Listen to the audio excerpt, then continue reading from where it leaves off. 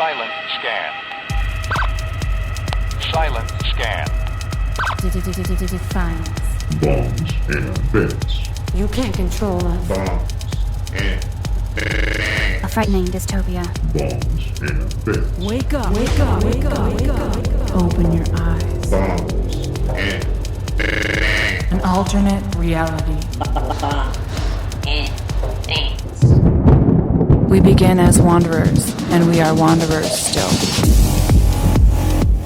Welcome, everyone, to another edition of Bombs and Bants with John, Mark, and the Missus. I'm John, and with me, as always, is Mark.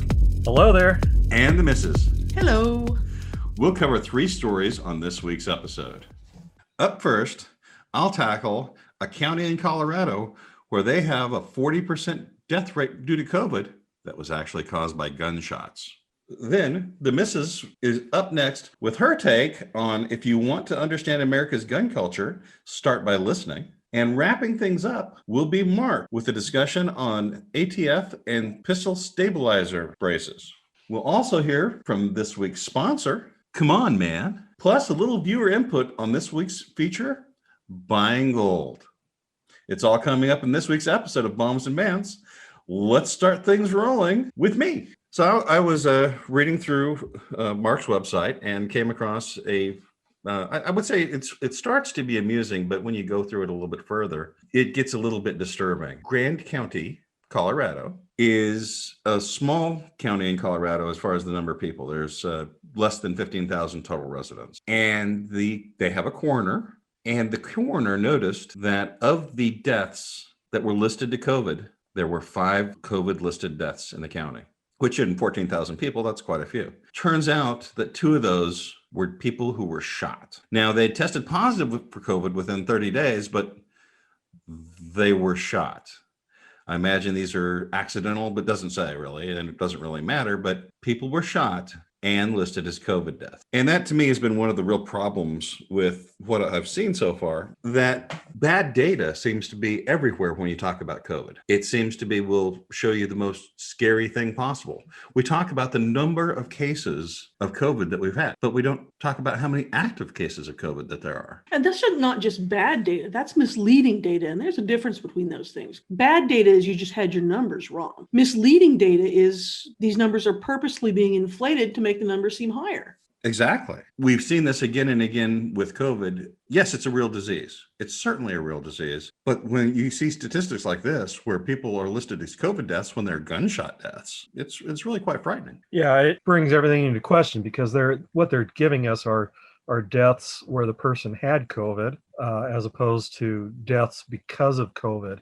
And I suspect if we were to look at the deaths because of COVID, particularly if it's the primary cause of death, we'd see much lower numbers. And what I want to remark on that primary cause of death is if you ever looked over a death certificate, at least in Idaho, they typically will have a primary, and then they'll have 3 to 4 lines underneath that for the doctor to fill in other medical conditions that would have, contributed to the death or made the person more susceptible to the primary cause. We don't know when they say that it's a COVID death, whether the person died from a heart attack or he had COVID, and because of the COVID, he was more susceptible to having a heart attack. That makes a big difference, because if we find out that only a small number of these COVID deaths were actually due to COVID as the primary cause, we may find out that these shutdowns were blatantly incorrect and should never have happened. And that's true, because one thing that they have found, researchers have discovered, is there is a geographic link to where you catch COVID. They found, for instance, the difference between Vegas and Wuhan, because what happens in Vegas stays in Vegas. So bad. And again, you should feel bad for making that joke. All right. Go sit in the corner and think about what you've done. I will, but only if you turn on our sponsor. Come on, man. Come on, man.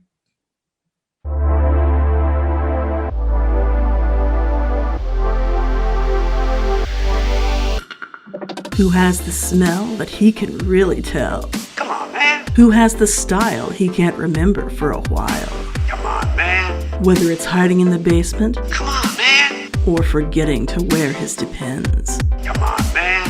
Come On Man is the scent for a politician on the go. Come on, man. Or a politician who forgets he had to go. Come on, man. Designed to obscure that old man politician smell that only decades of corruption and dementia can create. Come on, man.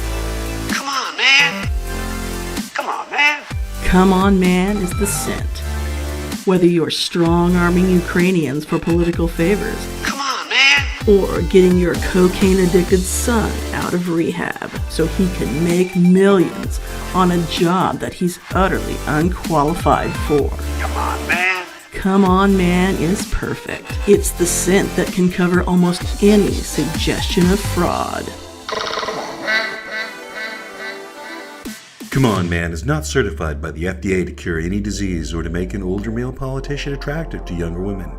Come On Man does promise that if you are a sitting senator, your wife can get a mail-in degree and be called Doctor. All right. I'm glad to have Come On Man as a sponsor. Fantastic work. But next, we're up with, if you want to understand America's gun culture, start by listening. That's an article out of thetruthaboutguns.com. By Mark Hauser. So Hauser starts off in this article talking about an article written in Newsweek. This all gets very meta very quickly. But anyway, this is an opinion piece written by a poli-sci professor at BYU by the name of Ryan Davis. And the name of this was called Guns and the Rule of Vote. Hauser says Davis has the wrong attitude about gun control. So Davis says in his article, the offense is in what is said, not what is planned. This is maddeningly incorrect. I oppose Biden's gun control plan because of the material consequences it would have for me, people I love, and millions of other Americans, not because I don't like the way he articulates it. And I agree with Hauser on that point. I mean, it's very common, when Democrats lose, what do they always say? Well, our messaging wasn't right. It wasn't that Americans don't want to be communists. It's just that we didn't phrase it the right way. If we're conscientious of your feelings when we tell you we're going to take all of your guns, then you'll be okay with it. Well, because we want to heal and we want to take all your guns, and that's part of healing. Don't you understand that? That's right. It's also part of kneeling too. So. That's an important part, actually. The right to own and carry weapons has historically always represented what represents a free person, as opposed to the person that's merely a serf. That's absolutely the case. And fundamentally, this is probably one of the biggest divides between the left and the right. The left believes in a collective guilt, and the right believes in an individual guilt. And as an individual, you say, okay, I have my guns and I'm taking care of my guns and I'm not doing anything wrong with my guns. So why don't you leave me alone? The left sees those starkly as a societal threat. Anyone owning any guns, why that's wrong. Well, and another thing that Davis calls the gun culture as a whole, he says it's not about what guns mean to us. It's about what guns say about us. And he calls this symbolic values. It's the symbolism of the gun that has meaning in gun culture. And I think he's wrong. I took umbrage at that, and so did Hauser. And he says, actually, calling it something that is merely symbolic is dismissive to the point of being offensive. And I think he's completely right about that, because leftists just completely don't understand that. They don't understand the, oh my God, and I'm going to use the word, the meaning behind guns. And it is protection. It is individualism, but it also goes back to the American Revolution and our ability to say, hey, you know what? If we don't like what our government's doing, maybe it's not a bad idea if they are just a little bit afraid of us. And that's absolutely the case. And I think that's been in the American mindset since the very beginning, or at least in the majority of the time in America. But a government that is actually afraid of the people that it governs is a government that governs wisely. I want our government to be, in general, not specifically, but I want our government in general to look at us and realize not every rule that it creates is a rule that we will accept. Well, they need to be able to know when they've taken a step too far. We live in a red state with a Democrat governor, and our governor was on board with pretty much what the rest of the Democrat governors were doing in regards to lockdowns last spring. But the legislature called her on it, and the people of the state called her on it, and she backed off, and things have not been as, what word should I use? Not as friction-y between the populace and our government of our state since then. So she listened. They do need to be reminded that they're public servants and not leaders or royalty. Personally, I think we ought to bring back running bad politicians out of town on the rail or tar and feathers. But that's just me. Well, that's also a good transition into the next topic, which was your article from the Prince Law Office's blog talking about the ATF's proposed changes in rulemaking guidance regarding stabilizing braces. Before you tear into this, I did find something interesting on the internet and doing some research on the ATF. I did find some of the ATF standard interview questions when they're interviewing people to see if they're going to become an agent. The first question is, how do you feel about breaking the law? Apparently the only response that's acceptable is, I am the law. And then the response is, welcome aboard. So that being said, I'll turn it over to you, Mark. What would a second place response to that be? Laws are for little people. The law is what I say it is.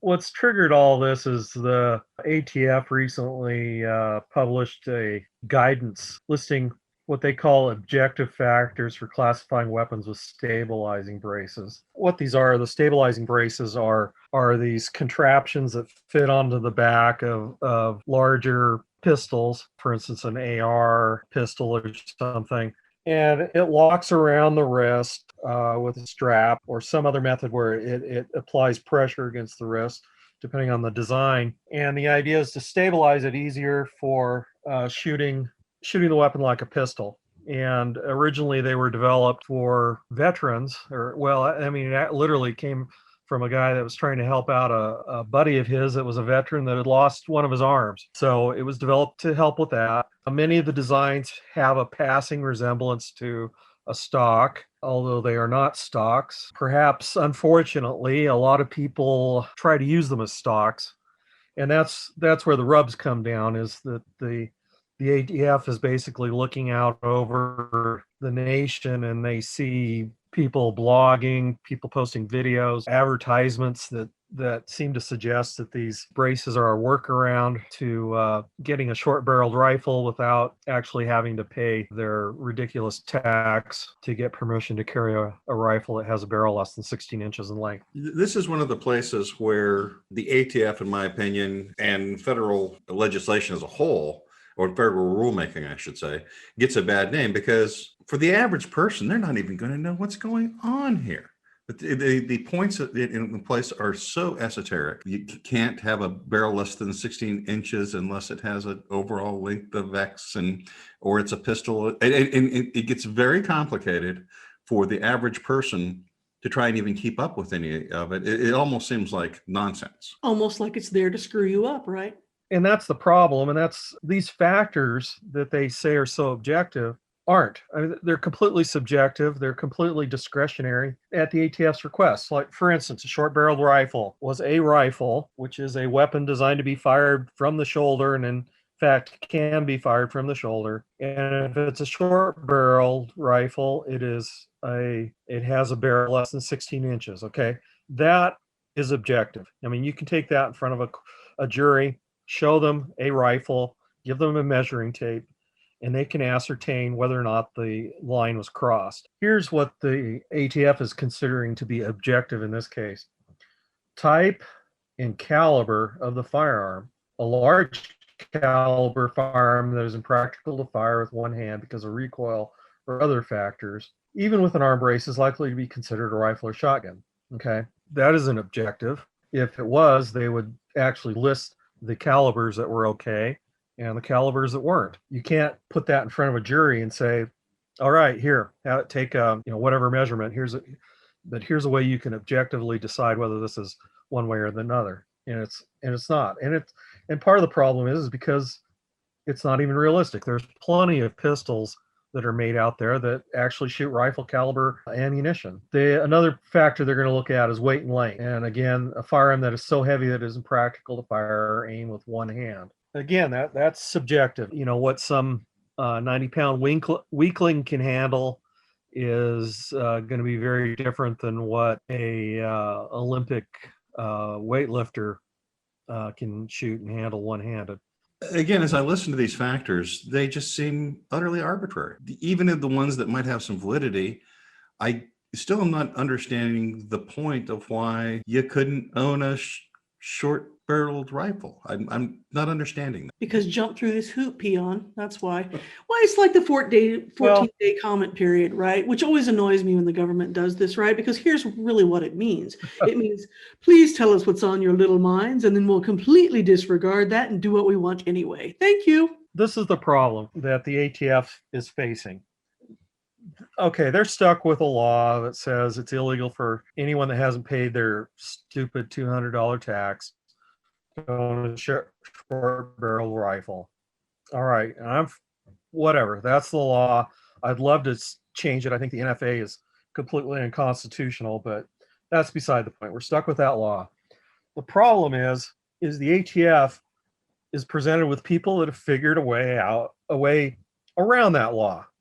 They aren't violating the letter of the law, but per the ATF, they're violating the spirit of the law. And so the ATF has come up with a bunch of things that they say are objective, that they don't have any points, they don't have any links to any of this criteria. So it's all subjective. They can do whatever they want with it to try to decide whether this particular item is a short barreled rifle or not. And it's because they're trying to enforce the spirit of the law rather than the letter of the law. And that isn't how criminal statutes work.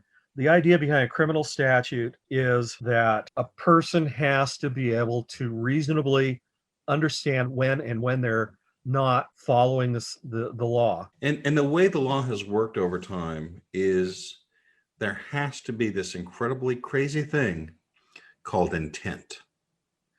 You have to have intent to do something wrong. But, and this actually might be a good segue to jump into gold. It's a good place. I think it would be painful to jump into gold. Well, I've seen Scrooge McDuck dive into his big swimming pool full of cash, and that would probably be not too bad, but gold they're sharp edges, man. No, Mr. Bond, I expect you to die. Okay. So moving along into the gold world, we did have, this is our first viewer request on how to. And so we'll treat this one with all the reverence that it's due. But gold is on his mind. And the question was, how do I buy gold? Not gold shares, not gold in a vault somewhere, not gold in a mining company. Not gold paint. Not gold paint, Mr. Bond. But how do I buy actual physical gold? Gold comes in multiple different forms. You can buy old coins, which to my knowledge have never been collectible coins, which have never been confiscated. So when you talk about buying gold, you could either buy jewelry, you could buy coins, bars, or other things that are called bullion. You do want to try and find a reputable dealer. Now, buying gold online has its own issues. You're going to pay a premium. You're going to have to pay for insured shipping. Gold right now is $1,881 an ounce. To buy gold from online from somebody like Kitco, who hasn't paid us anything, is $1,966 an ounce. And that's 4.5% premium just right off the top to buy your gold. So if you're going to buy it online, that's a way to do it. You can even get crazy things like credit card size pieces of gold that you can break into individual gram weights. So there's tons of ways to buy gold. I would almost suggest online. You're going to pay a premium, but you're going to get a product that you can almost be certain of. Well, on that note, we'll be back next week with another edition of Bombs and Bants. And thank you for listening. I'm John. I'm Mark. And I'm the missus. Take care.